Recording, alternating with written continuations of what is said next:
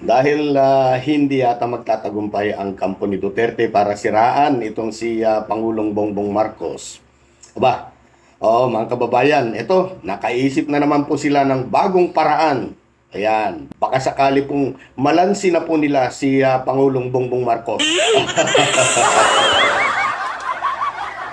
Panoorin mo ito hanggang dulo para maintindihan mo kung bakit ang mga ginagawa nila kay PBBM ay bumabalik naman sa kanila. Ano?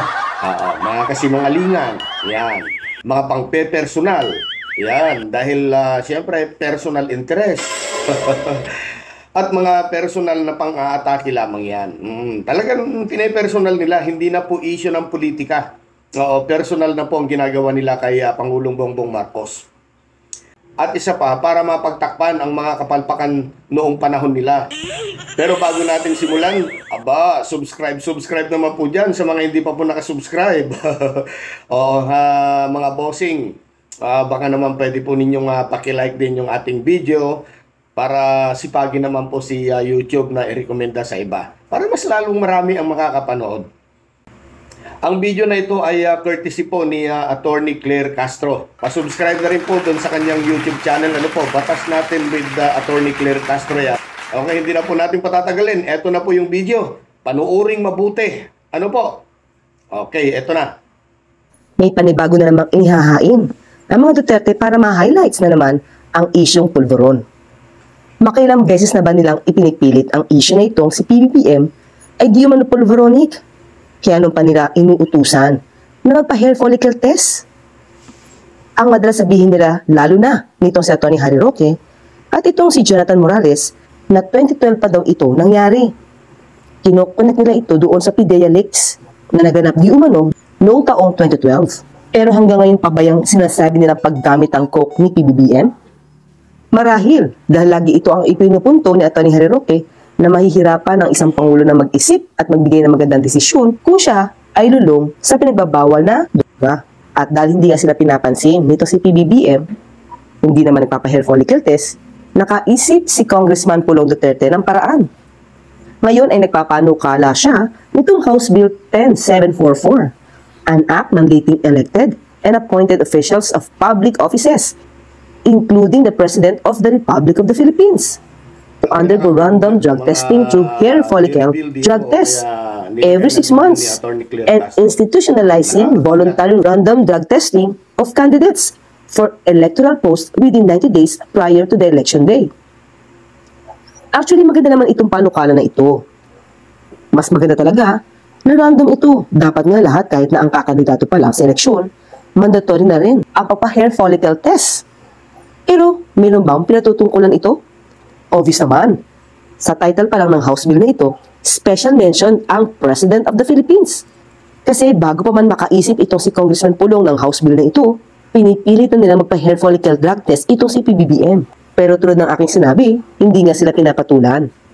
Dead ma lang.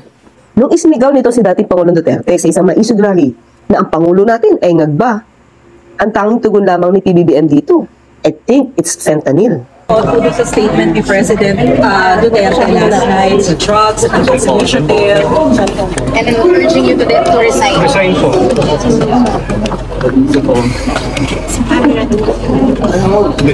I think it's the fentanyl. Fentanyl is the strongest painkiller that you can buy. It is highly addictive and it has a very serious side effects. And PRRD has been taking the drug for a very long time now. When was the last time he told us that he was taking fentanyl? Mga 5-6 years ago. Something like that. After 5-6 years, that has to affect him. Kaya, talagay ko, kaya nagkakaganyan. So, you know, I hope his doctors take better care of him. Hindi pinababayaan itong mga nagiging problema. Inamin naman noon ni dating Pangulong Duterte na nagte-take siya ng fentanyl dahil nga daw sa matinding pain na kanyang nararanasan. Kasi nagmamariwana ako para magising sa ibang di na kaya. You know, we start at 8:30 in the morning and we end up almost 10, 11. Langgan ba na sila lahat? And it's every 30 minutes.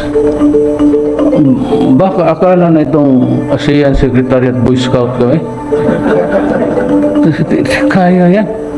Aside from admitting using marijuana, Duterte said he used fentanyl patches to relieve pains from past injuries. Pero ang fentanyl ay sinasabing dangerous drug. Ayon sa Centers for Disease Control and Prevention, fentanyl is a synthetic opioid that is up to 50 times stronger than heroin and 100 times stronger than morphine. Illicitly manufactured fentanyl is cheaper, more powerful, more addictive, and more dangerous. So, naitanong ba ni na Atty. Harry Roque kung ano nga ba ang naging effect ng fentanyl kay dating Pangulong Duterte? Ipinakita nga ba nila yung sinasabi ng prescription na maaaring gumamit ang dating Pangulong Duterte na sinasabing dangerous drug? Eh yun nga ang sabi, malakas pa nga daw ito sa cocaine.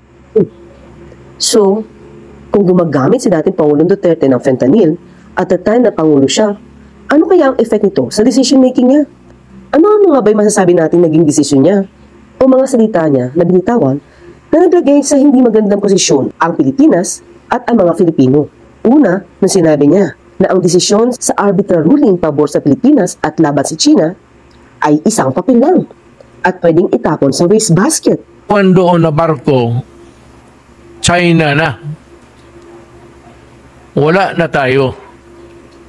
Yun ang history, tapos nag-file sila ng kaso, nanalo tayo. Yung papel, sa totoong buhay, between nation, yung papel, wala yan. Kung sino yung tigas, United States, Britain, ano, pagka ginusto nilang gawin, tayo, nanalo. Ngayon, pagdating ko, ang barko nandyan sa West Philippine Sea, China boat, ship, tayo wala na. Tapos sabi nila, itong papel na sa kaso nanalo tayo, ipurso mo. Pinurso ko. Walang nangyari. Sabi, actually, sa usapang bugoy, sabihin ko sa iyo, bigay mo sa akin, sabihin ko, ng papel lang yan. Itatapon ko yan sa wastebasket. Ito ba ay isang matino na dapat sabihin ng isang Pangulo na parang binabaliwala ang interes ng Pilipinas? Pangalawa, sinabi niya rin, why should I defend the sandbar? At hinayaan niya pa na ang China ang magbantay sa ating sariling Sandy Cay. President Rodrigo Duterte says he won't protest the presence of Chinese ships in Sandy Cay, a sandbar near Pag-asa Island in the West Philippine Sea. Supreme Court Senior Associate Justice Antonio Carpio earlier described the presence of Chinese ships as invasion of Philippine territory. But Duterte says the incident does not count as invasion and that the Chinese ships are there to patrol since we are friends with Beijing. Duterte says, quote, "Why should I defend a sandbar and kill the Filipinos because of a sandbar?" He rules out filing a diplomatic protest as suggested by Carpio. Our troops said that there were sandbars there. We tried to put some structures, some of the sandbars near our island, and the Chinese reacted. And so the president came to know about this, and they said, let's pull out. Pangatlo, na maaari daw ibabad sa gasolina o diesel ang face mask for disinfection. Ngayon, kung wala kayo, I will try to buy as many as I can afford. Kung kaya ko, ibigay namin yan sa inyo libre. But wear it. And, mas ginagamitin mo siguro lang, 2 beses, okay mo lang. O sprayhan mo lang ng alcohol pagkatapos. Huwag yung in-spray mo, isuot mo kaagad. Pagkatapos ng araw, hang it somewhere, sprayhan mo lang ng Lysol if you can afford it. Yung wala, ibabad mo ng gasolina o diesel. Na COVID na yan. Hindi uubra yan dyan. Totoo. Wala kayo, if you want to disinfect yun, maghanap mo ng gasolina. Babad mo lang yung kamay mo. Layo mo lang kayo, baka magbubog sa loob ng bahay ninyo. Pang-apat, inulit pa niya na hindi daw siya nagbibiro at pwedeng gumamit ng gas to disinfect. Totoo yung sinabi ko, alcohol Pag walang alcohol available, hindi ka naman pwede, lalo na mahirap. Magpunta ka lang dyan sa gasoline station niya pagkatapos ng patulo ng that's disinfectant, alcohol, gas. Yung ginagamit yung gas mga magpatulo ka lang mo, that's just to disinfect. Ang akala na itong mga buang na nagsabi sa akin, Duterte, para sa inyo ang hindi nakakaintindi, sa totoo lang, hindi ako nagbibiro. Totohanan yun. Akala ninyo nagbibiro lang ako. Pero sa totoo, hindi rin ako nagbibiro. Kayong mga you try to go inside my brain. Hindi ba niya na ilalagay ang mga Filipinos sa alanganin? Pati na ang kalusugan ay nailalagay niya sa delikado? Dahil sa pagsasabi niya na ang gasolina ay pwedeng pan-disinfect? Ano ba ang sinasabi ng mga eksperto rito? Madiin pinabulaanan ang paniniwalang ito ni dating Pangulong Duterte. Hindi daw tama ang sinabing pwedeng gamitin ang gasolina sa pag-disinfect. Delikado daw ito sa kalusugan. Hindi lang yan. Marami pa siyang sinabi patungkol sa RAPE cases. Wala. Ako na ang magpakulong sa inyo. Pag nagka-rape ka ng 3, aminin ko ng akin yun. Pag nag-asawa ka ng pang-4, ang bugbugin ka ng... At ang kanyang desisyon na ipaubaya sa family ang pagbili ng face mask, face shields, at ilang PPEs noong panahon ng pandemic. Hayaang kumita itong si Michael Yang dahil isang businessman nga daw na gusto sumausaw. Wala daw siya magagawa. Businessman eh. The senators keep looking for the technical and financial requirements of Parmali. Wala ka pakialam dyan. Parmali is really a family corporation sa Singapore. Doon mo nag-provide. Ito si Michael Yang, whom I knew for the last 20 years na negosyante ng Davao. Siya yung inutusan ko initially noong I made contact with the Chinese. Siyempre may negosyo, nakikisali, negosyante. Ano ba magawa mo?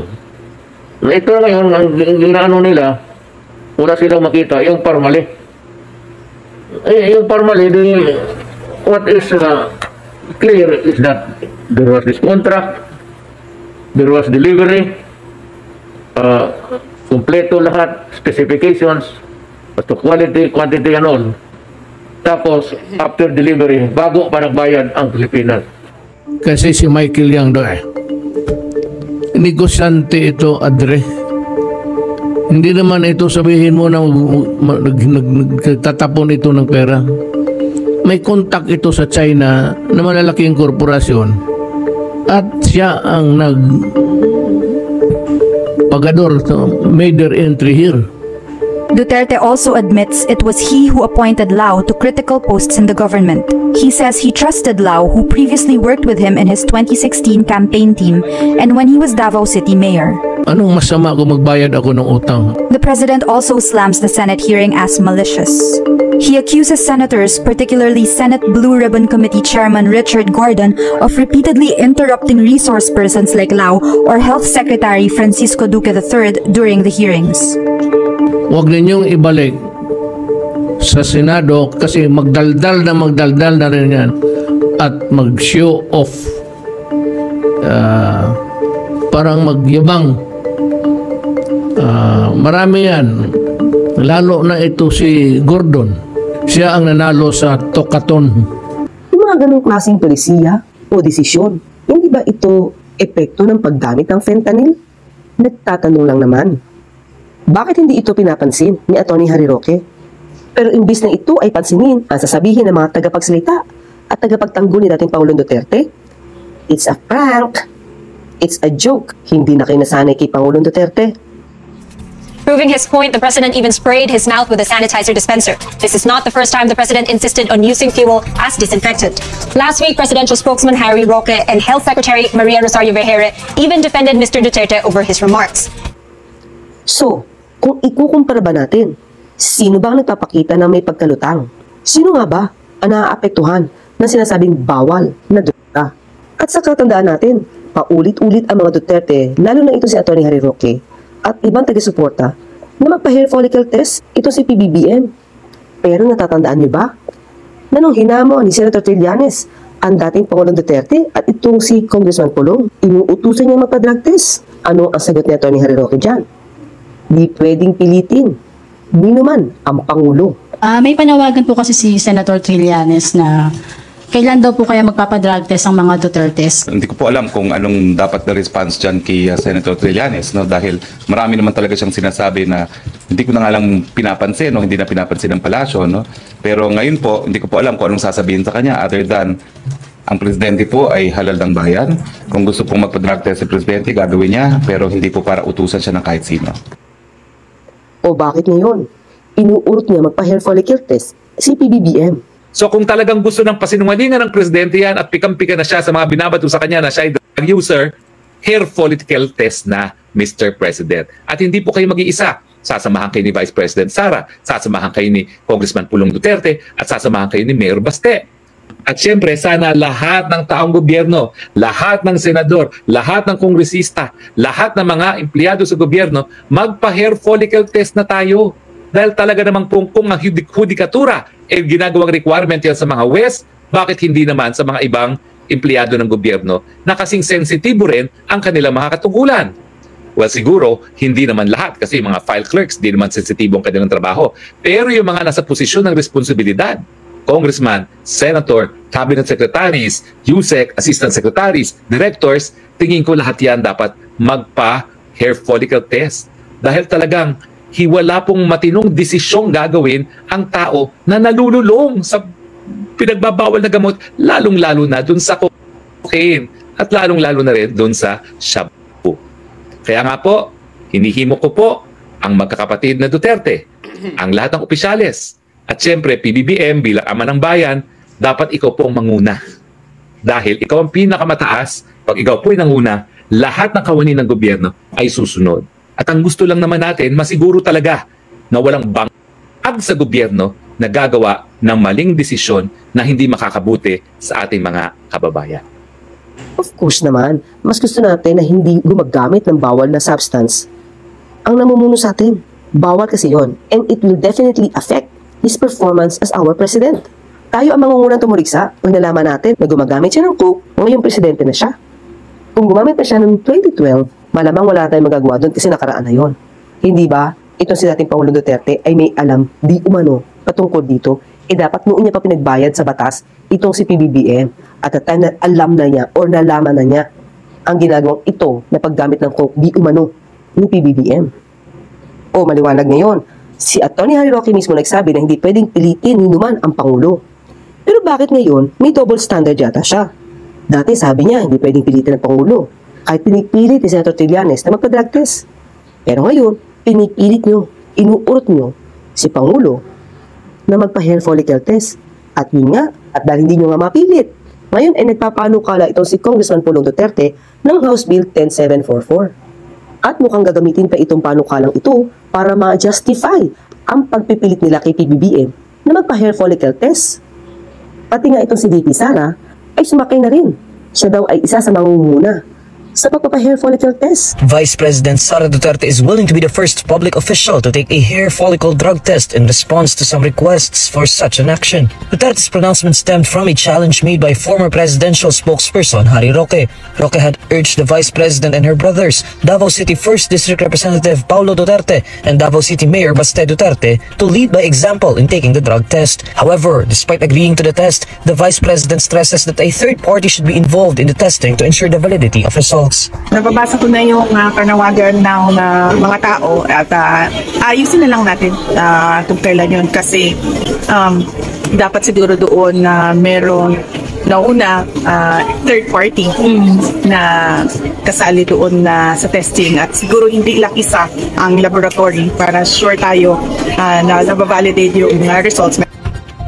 In the same interview, Duterte expresses support for a bill filed by Davao Representative Paulo Duterte which seeks to require drug tests for all government officials every 6 months. Of course, oo. Unang-una dapat talaga mapanigurado natin lahat na nasa tamang pag-iisip yung ating mga public officials kasama na ako doon. The hair follicle drug test is the exact same method that critics of President Bongbong Marcos, including Roque, have been urging the president to do amid several allegations that he uses illegal drugs. Pero itong estado ito ay mukhang babalandra na naman sa kanilang pamilya. Ang sasabihin nga nila, unahin muna ang typing nilang si dating Pangulong Duterte. Pati na ito si Mayor Baste. At malamang hamunin pa itong si Congressman Pulong Duterte na unahin munang ipakita yung kanyang likuran. Kung totoo bang may totoo o wala. At tulad ng ibinibintang sa kanya ni Senator Trillanes. O baka isagot na naman niya, no way. Ngayon, ako tinatanong ako ng ebidensya. Ang ebidensya po ng membership ng triad ay yung tattoo mismo kasi meron siyang sacred digits. Ngayon, kung willing itong si Vice Mayor Duterte, pipicture natin, tapos papadala natin sa USDA para i-decode. Kung willing ka lang naman. No way. Oh, no. Mr. Chairman, Mr. Chair, I'm sorry. Mr. Chair, no way. Okay. So, makita niyo, bakit? Kung wala naman yung tattoo na yan Di ba? Ano naman yung ibibigay mo yung picture sa amin? We can ask the Sergeant at Arms to accompany you. Kung ano lang sa likod, bibigay natin yung picture sa USDA para ma-decode. Kung saang faction ka. Are you willing? Are you willing to do that? No, Mr. Chair. No, bakit naman? Kung wala kang tinatago, kung tattoo lang naman dyan sa ano yan, pinagawa mo kung saan, you should not be afraid na may mapafind out dyan. Vice Mayor. I already answered the question, Mr. Chair. So ayaw mo talaga, ayaw mo talagang ipakita dahil baka may ma-decode nga. Ganun. Mr. Chair, ilang beses ko ba sagutin na ayaw ko? Already answered. Mr. Chairman, dito naman sa ating committee, medyo liberal tayo kasi yung mga ganyang paulit-ulit na tanong sa korte, hindi pinapayagan, but dito ay liberal. Malay mo nung magbagong isip. So, maliwanag. Talagang ayaw mo. Kasi yun yung proof Nahanapan ako ng proof. Andi dyan sa likod mo. At ando doon yung digits. Sacred digits. At kaya ayaw mo kasi pagka ibinigay ito sa DEA, madedecode kung saan ka. Oh, pero sabi ni Tony Harry Roque, kung wala naman tinatago, edi magpa-test na. So itong si Congressman Pulong Duterte, kung wala naman itinatago, ilabas na ang likuran. Meron ka bang tattoo sa likod mo? Meron ba, Mr. Chair? Meron. Okay. Yung tattoo mo sa likod, I can imagine it's a colored and dragon-like figure tattoo. Am I correct? I invoke the right to privacy, Mr. Chair. Well, ito pong informasyon na ito ay itong intelligence information na ito ay ibinigay sa akin na isang foreign country na ang sinasabi ay itong si Vice Mayor Paulo Duterte ay member ng triad. Pero syempre, kapag pinakita niya ang kanyang likod, katulad ng hiling ni VP Sara, dapat may third party. Mga dalawa, para makita at mabusisi mismo ng personal ang kanyang likod. Mas maganda yon dahil pag napakasinungalingan niya ang sinabi ni Senator Trillanes, si Senator Trillanes ngayon ang lalabas na hindi nagsasabi ng totoo. At ito, ang proof ng kanyang membership ay yung tattoo sa likod. Yan ang mag-i-explain ng lahat ng ito at merong mga competition among syndicates. Para malinis din niya ang bintang sa kanya na siya ay miyembro ng triad. Pero inuulit natin, ang panukalang ito ng isang mandatory hair follicle test para sa mga public officials, elected man or appointed, ay maganda. Hindi naman matatawaran ang magandang intensyon nito. Yun nga lang, hindi maganda ang timing. Parang may pang-uurot kay PBBM, lalo pat special mention ang salitang including the President of the Philippines.